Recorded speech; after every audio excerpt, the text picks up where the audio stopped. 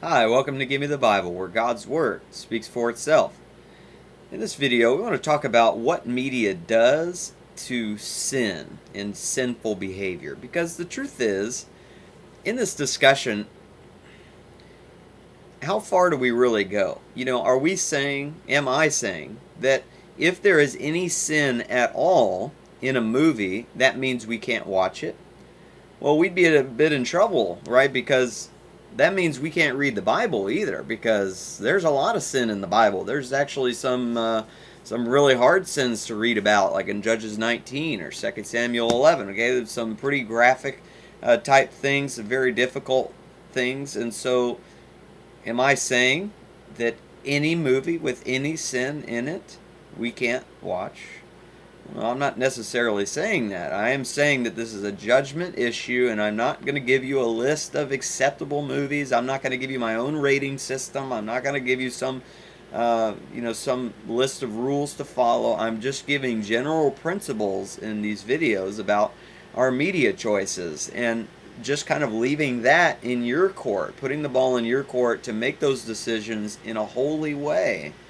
But let me just tell you what the difference is between, like, say, reading about sin in the Bible and watching sin on a sitcom, for instance.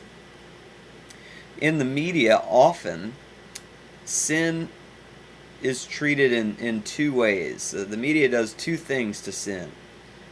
One, it celebrates sin.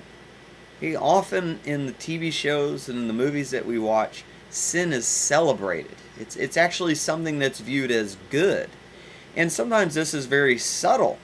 Like, for instance, when you're watching a sitcom, okay, a situational comedy, oftentimes the reason it's funny and the comedy part is there is because the situation that the person finds himself in, and often the situation arises because of sin.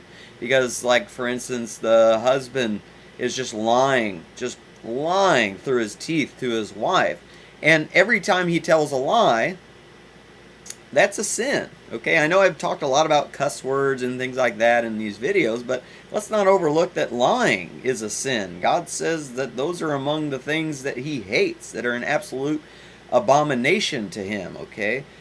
A lying tongue is very, very serious, and yet when a husband lies, that's something that God doesn't rejoice about, a husband lying to his wife.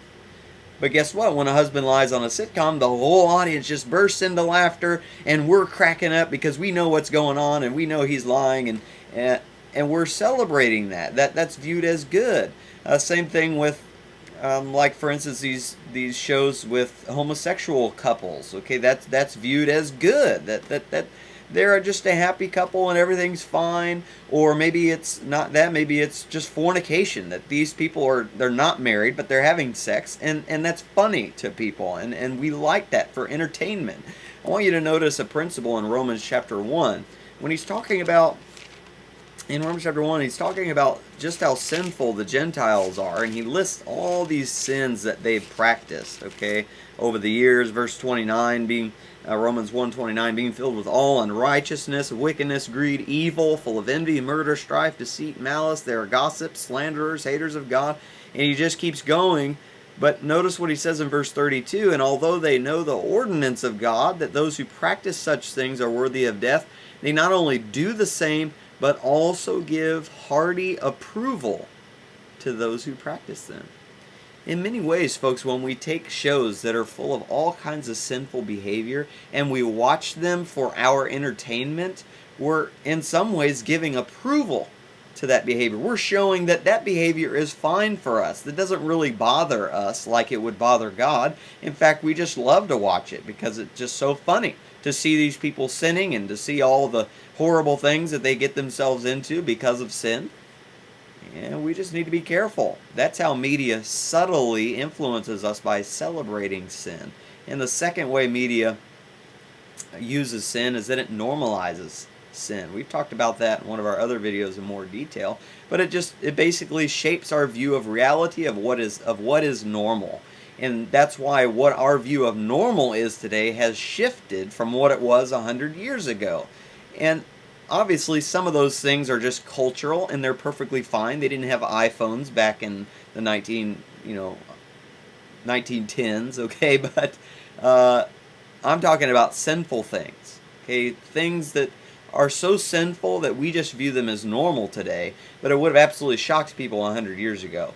But they're still sinful today according to God. It's just the media normalizes it.